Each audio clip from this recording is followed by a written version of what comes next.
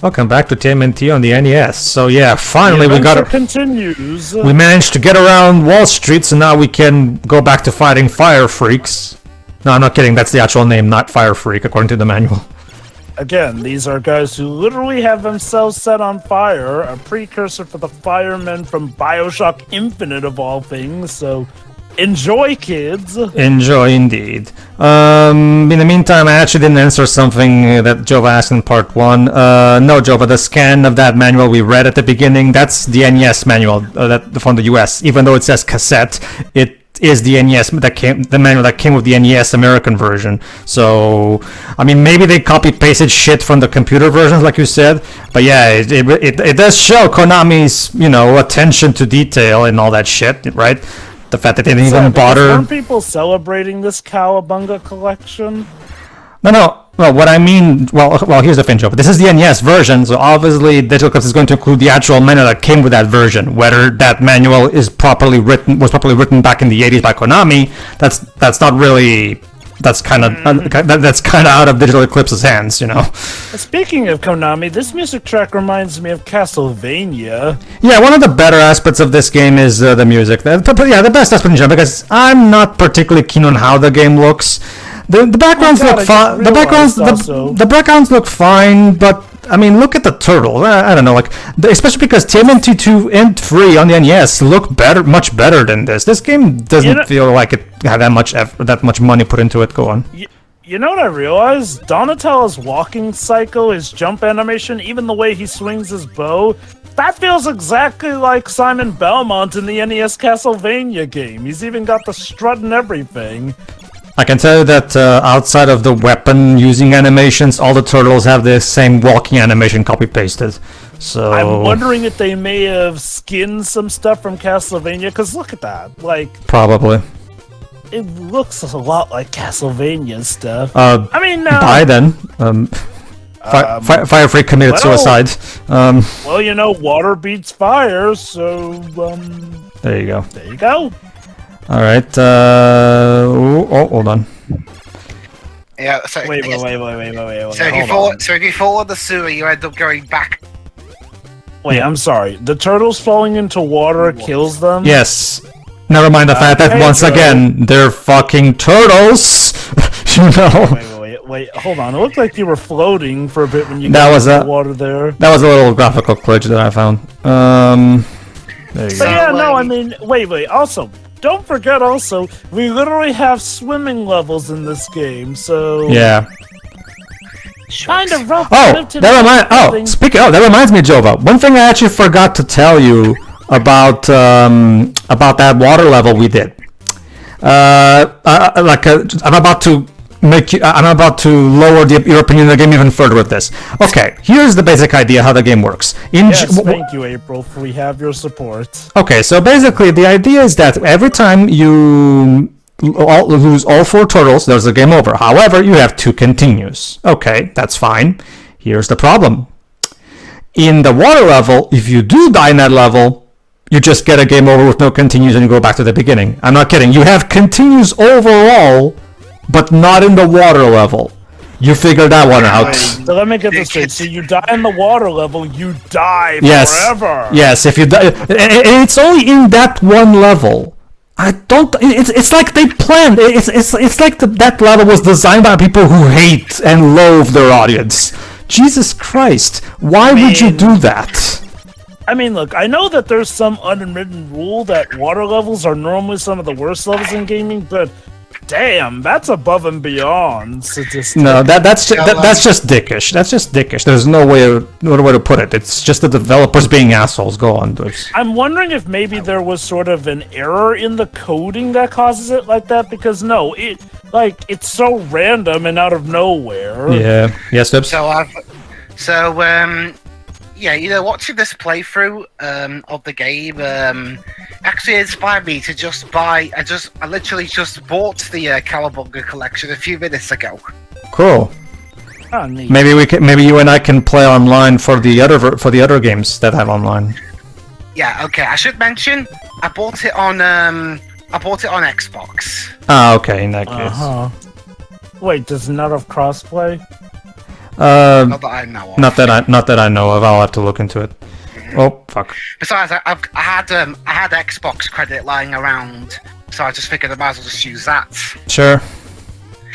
I can still live stream it if I want to. I don't know. Say me and Pedro are really, really bored. All right. This, you're fighting an evil turtle. An evil clone of Leonardo. This is an idea that Konami would later expand on the Genesis version of Tournament Fighters. I'll also be redoing that game since the last time we did that game, it was a long time ago, and I don't think Jova was in it. So for the next, as part of the Caliban Collection playthroughs, we'll be redoing that game just for the sake of, So let me guess, you have to play as Well, okay, let me guess. Leonardo gets a special bonus for this part? Nope. And that's why you're playing as him? Nope. It doesn't matter. Oh, so you just changed Leonardo, I guess, for it to be iconic. No, it's because this boss is, as you can see, a bit really hard to not get hit, so I'm going to let Leonardo take the hits, and because, like I said, say one of the big tips, like Jason Polaris says in his video, save Donatello, because Donatello is the best turtle in the game. Therefore, don't if you can avoid having him take damage, do so, because because having Donatello will make a lot of bosses in this game much easier than otherwise. Fuck. So what this game is telling me is that Donatello's the real enemy. Yes, clearly somebody in the development team had Donnie as his favorite turtle. Or her, sorry.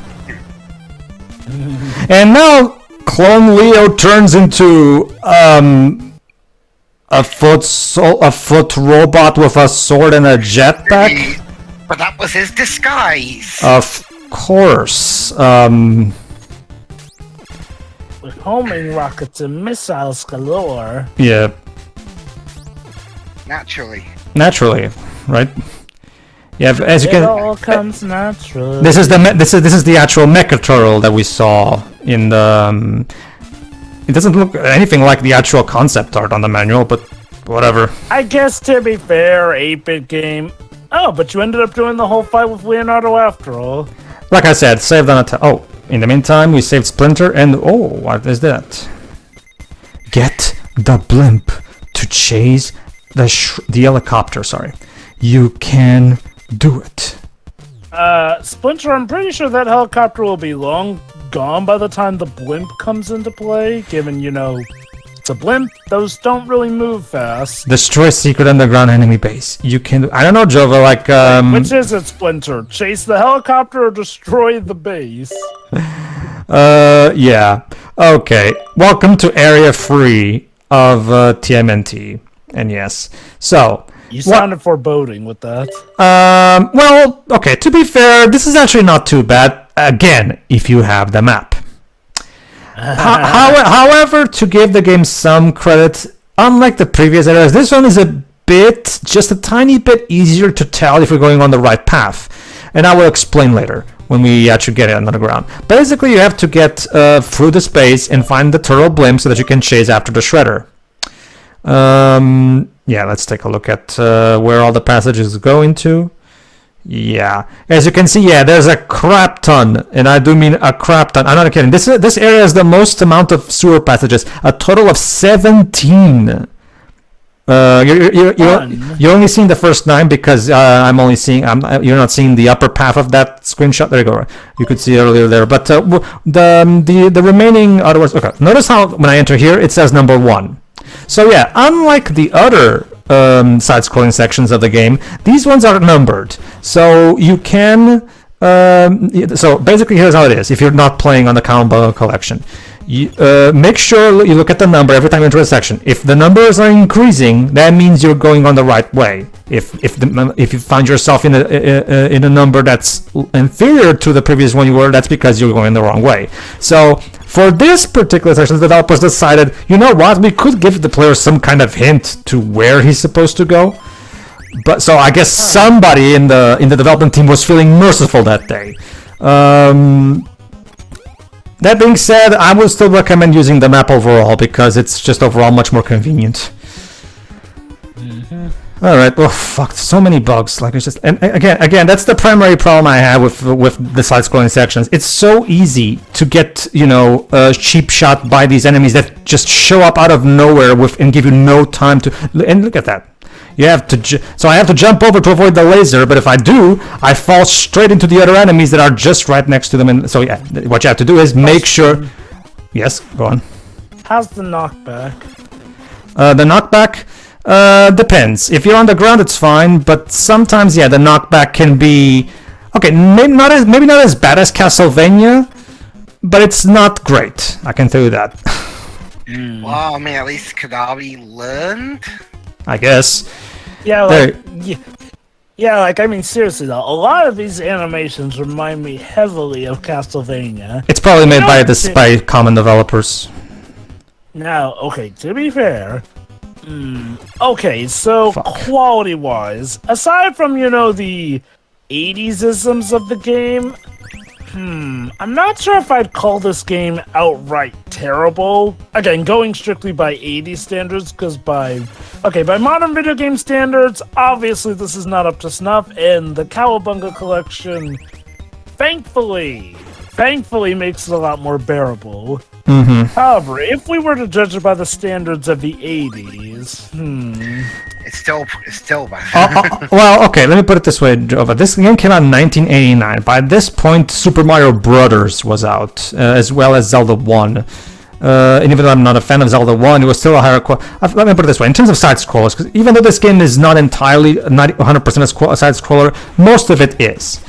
I will argue that by the time this game, in fact, 89, if I remember correctly. Actually, no, 89. By this point, I forgot which month Super Mario Bros. 3 came out. But by this point, think of it, I guess technically Zelda 1 did have a map. Not the best. Yeah, that too. By the time this game came out in May 1989 in Japan and the US the next month, and Europe got it in the following year. By 1989, we already had at the very least 2 Super Mario Bros. Side-scrollers that raised the bar and showed how even an 80s side-scroller didn't need to be frustrating as all hell. So I will argue by this point, not to mention Konami themselves made Castlevania games that were overall better than this game before this one. So I will argue that, I don't know, to be honest. So we got a bit of the licensed game curse here. Maybe the game was rushed, I don't know, but, well... I mean, okay, it's weird. I definitely get why this game has its problems, but I don't get it in the sense that it was rushed, because it feels well put together. Obviously, the execution is not the best, but... And again, maybe something of this game was rushed, but I don't get the idea that, they were skimping on quality with this game. Well, remember, Konami got the license for the property when they realized that the cartoon was exploding in America. Fortunately, like I said, like the sequels to this game are much better because they completely ditch this format and become just, for example, the sequel to this game is just an NES port of the original arcade game that we did. So they basically completely. So even the developers realized that this wasn't exactly working, so they completely ditched this model to just make it like the arcade game, and that's it. So that kind of tells me that kind of says a lot, to be honest with you. Because remember, Joe, but who was the primary target audience for this game? Obviously, American kids, because at the time the American boom of the Teenage Mutant Ninja Turtles was going in full swing. Really not for British kids, because ninjas are bad in the UK. We were into the Hero Turtles. Yeah. So obviously this was made for the kids that were crazy about the turtles at the time in the West, right? So you have to think of this from the perspective of a kid, and because we know kids don't exactly have the best of patience when playing video games. So a game being this frustrating, despite Konami knowing who the target audience is, I don't know. It just feels like I get the whole just because it's a kids game doesn't mean it should be piss easy. I understand that argument, but this is beyond challenging. This game is just flat out cheap most of the time, and the challenge is often not reasonable at all. So now, far be it from me to defend this game, but I do get the semblance that back in the 80s, some kids were more patient with this kind of stuff. And granted, maybe patient isn't even the right word, like more tolerable, probably. Sure. But yeah, no, I mean, I will definitely agree that no, this game, sadly, without the Cowabunga collection details, would not hold up in a modern age of gaming. Now, I can definitely get the semblance that this game is iconic, nostalgic, remembered by many. Oh yeah, it was the first ever Konami Turtles for a console. This came out technically after the arcade game. So you can probably guess, Jova. Like, imagine a kid who plays the arcade game and loves it because the arcade game, as you know, is very well beloved even to this day, which is why it's in this collection. And then a kid oh crap! There's also a Turtles game for my NES. And then he goes home and then he goes home and hates it because it's not at all fun and it's not at all very. I can also see that happening too. Not to mention, this game doesn't really have any kind of charm in terms of adapting the source material. Like the personality of the Turtles is nowhere to be seen. There's no recognizable music cues or any kind of, there's just nothing in this game that really tries to remotely capture the charm of 80s Turtles. Not at all. And yes, I get that apparently, from what I've heard, the comics were the primary inspiration for this. But even still, like even still, there's nothing from the comics. Like there's little cutscenes. There's no attempt to try to. It's not black and white. That too, yeah. Well, to be fair, a black and white game on the NES probably would be a bit hard to pull off because of the limited hardware.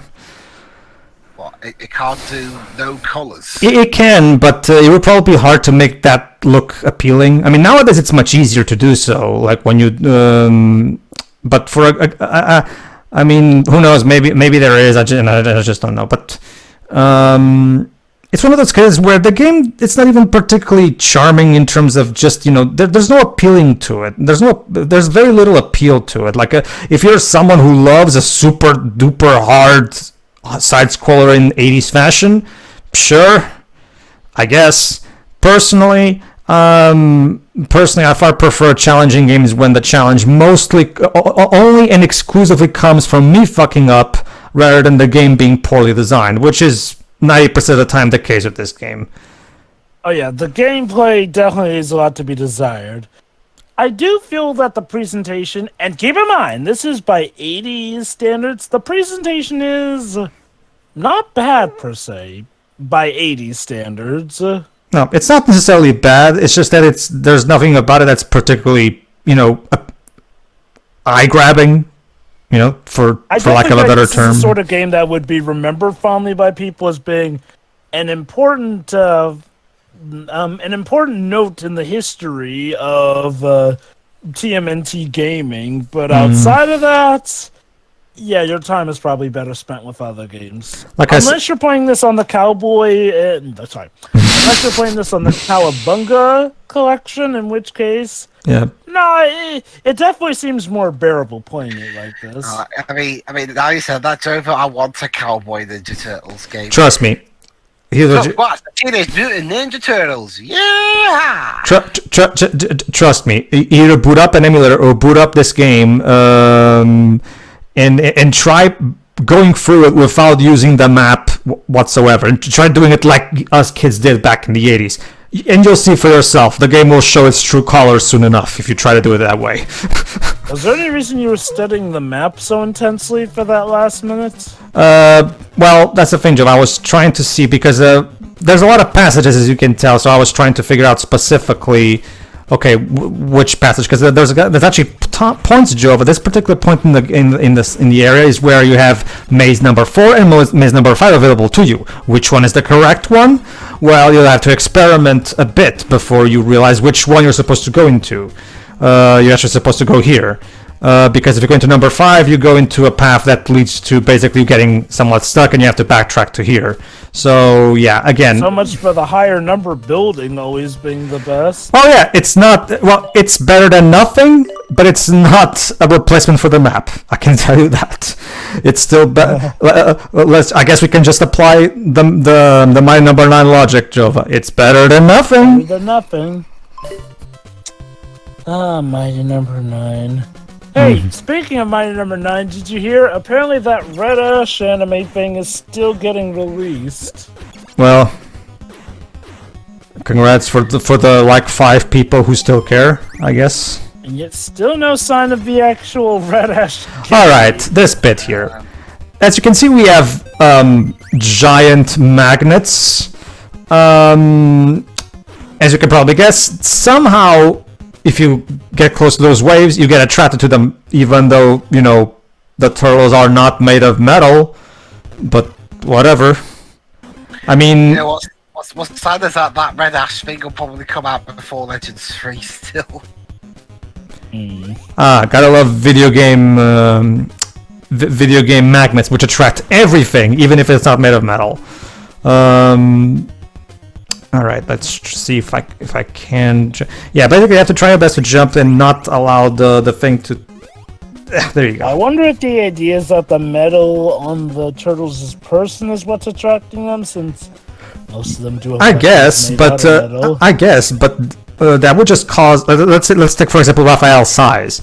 All that would do is just make them point towards the magnet because of the attraction, but it wouldn't drag Raph towards the magnet. My guess is that it's a super magnet that can do that. I get that I'm trying to put logic in an 80s game. The developers clearly the thought process of the developers was clearly magnet attracts. There you go. That's okay, and that's as far as they thought it through. To be fair, Pedro, you're trying to find logic in the series that is literally about a bunch of ninja turtles who were brought about by Ooze. mutagen sewage in some cases. It's mutagen, but they're alien. No, guys, did you see? They're aliens. But what you see to remember is in the first Bay movie, they even make a joke about how that's stupid. Get it? Yeah, okay, I mean, thank goodness they listened to the numerous people were saying making them aliens would just be dumb. Like, look, let me put it like this. I can take even Shredder being an alien. We've had that actually be a thing a few times. But that's only with the Shredder. The Turtles being aliens themselves... I get what they were trying to do. I mean, who wants the same origin story all the time? But but this is the thing. Well, but here's the thing, Dwebs. If you alter... This is basic stuff in superheroes. Like, if you alter the origins... An origin story is important to a superhero because it's what gives that superhero's powers meaning. If you alter the origin story, you're severely altering who that superhero is as a character. If, like, Batman wouldn't be Batman if you take away the deaths of the Waynes, because that's the one major event that defined his entire life. If you remove that, he's no longer Batman, you know? Go on. Okay, look, and also here's another thing. It's in the name, Teenage Mutant Ninja Turtles. They were going to remove that part of the name, the Teenage Mutant bits, and just call it Ninja Turtles. But it was so last minute.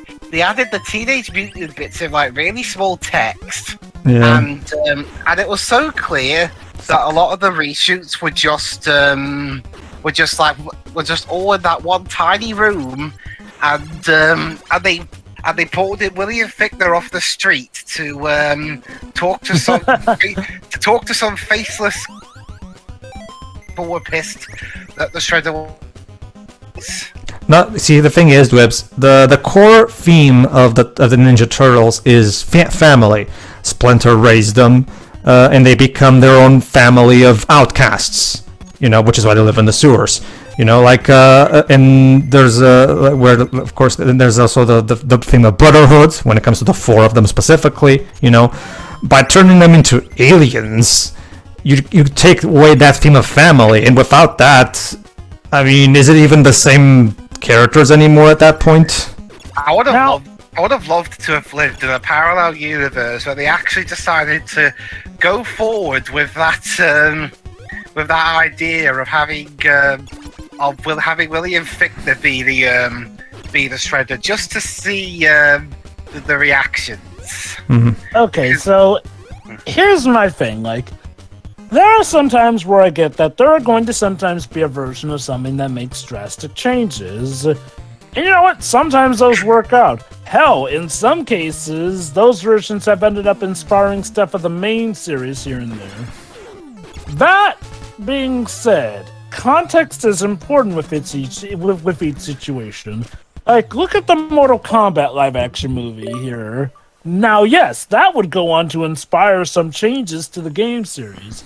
However, one could be forgiven for just liking that movie at the time because it had a lot of departures from the actual source material here and there. It just so happened, though, that thankfully Ed Boon ended up really liking that movie. Honestly, well, okay, go on. Sorry, thought you were done.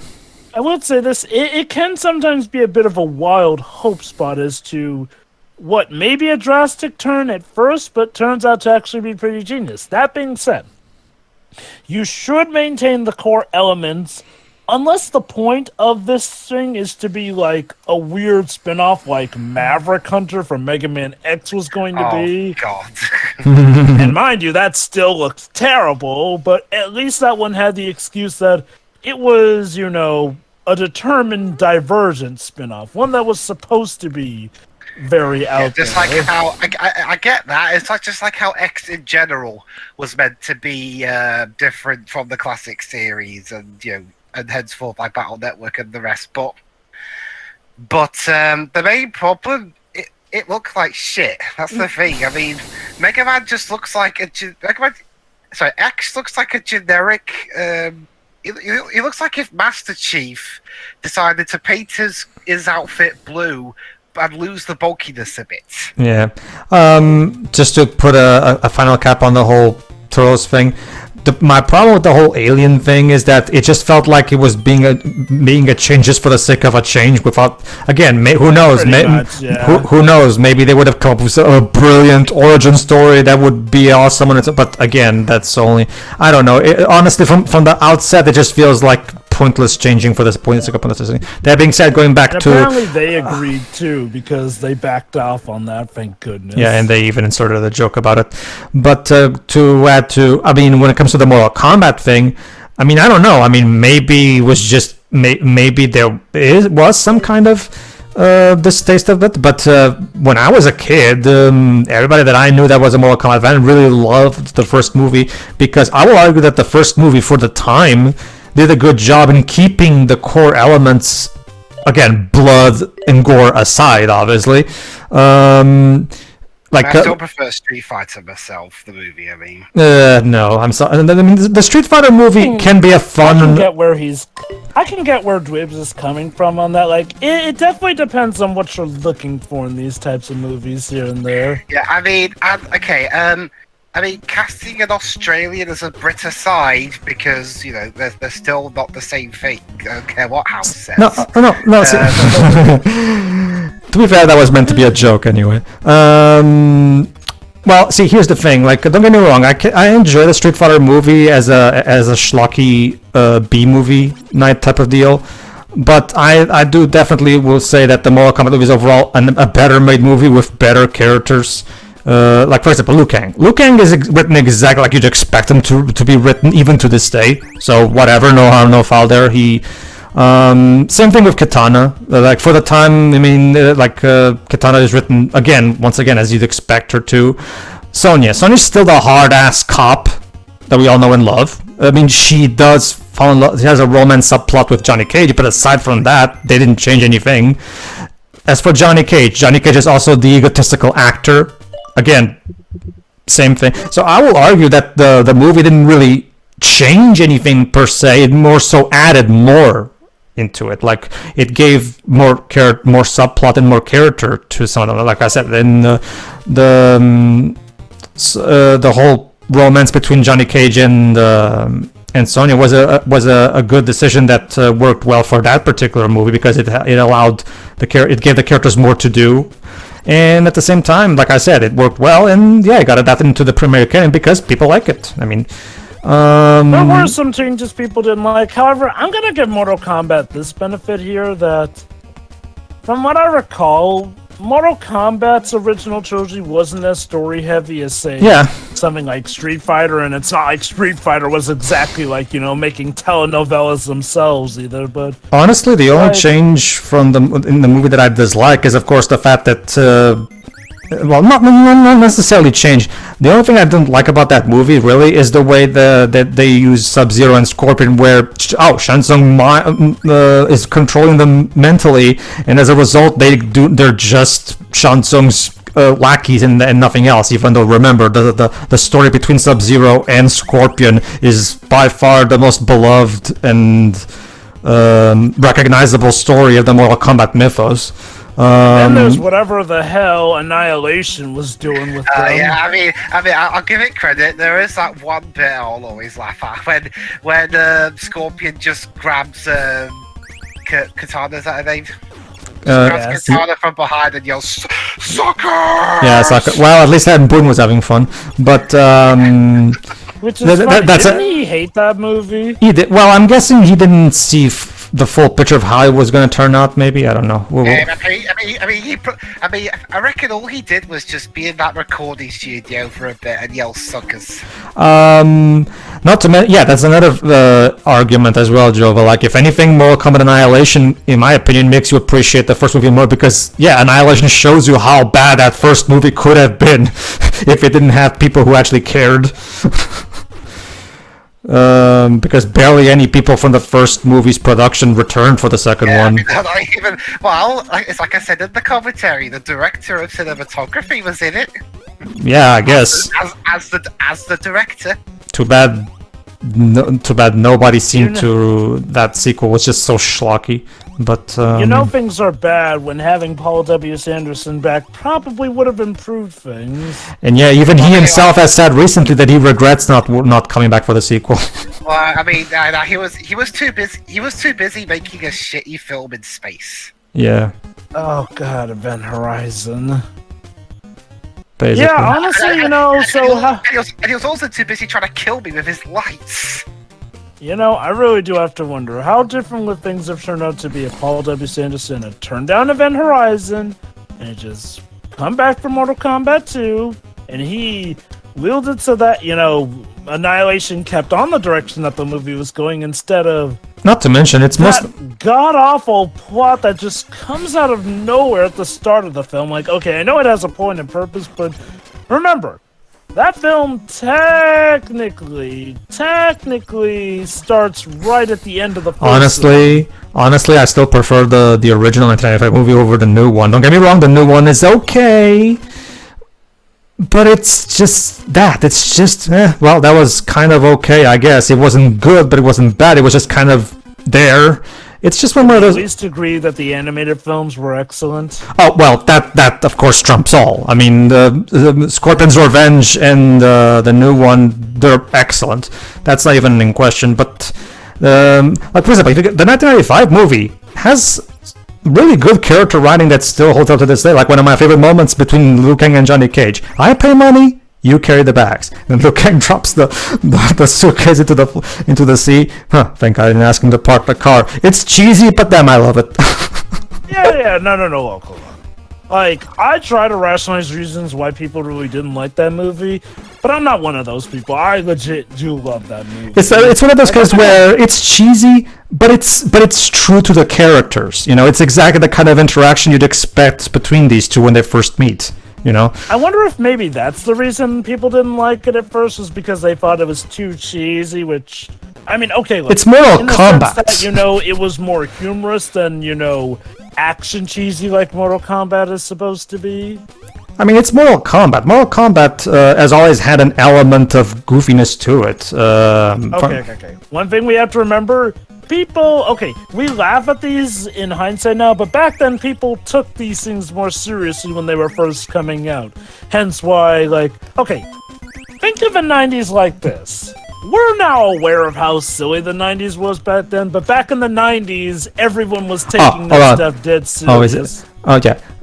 Don't get those stars because they're mostly just a chop. And the same thing here. For that pizza, it's literally impossible to get that pizza. One of the developers was so sadistic. He put a full-blown pizza in a place where you can't get it. Trust me, I tried. There's no way. Help? You want it? Come and get it. That's just cock teasing. That's just dickish. The developers are just being dicks at this point. Again, I do have to wonder if. Oh my God, it's Metal Gear. It's a giant Mauser. Okay, I know, but it looks like the Metal Gear. This boss, if you have Donatello, is a fucking joke. Just stay here and keep whacking him with the bow, and you'll beat him in seconds. I'm not kidding. Yeah. This is why you should save Donatello. Donatello makes this boss a complete joke. Sorry, I jumped in. Anyway, again, I wonder if maybe, maybe there's a video of somebody who knows the way to get that stuff, and it actually is possible. And there we go. Go to the enemy base by blimp. You have my support. All right, to the turtle. So nice that we got April's support. That's not something you say to your friends when they're trying to go out and save the world. That's something your boss says to you at a business meeting. It's because with April the Turtles' manager. You can tell that the English translation is very literal. They translated the Japanese dialogue to the letter, because this is how Japanese people talk. So. That's the thing, though. You have my support might as well be April's catchphrase. Granted, I guess to be fair, Splinter, I think, always says you can do it at the end of his sentence. Yeah, you can do it. If I recall correctly. Yeah. So technically, she's not the only one. It's just that at least Splinter's makes more sense. April's is, you have my support. Where, okay, that's nice, April. Mm-hmm. I'm sure you'll look forward to reporting it in your next session. Yeah. All right, everybody. In the next part, we finally defeat the Shredder. So see you then. Oh yeah. See ya.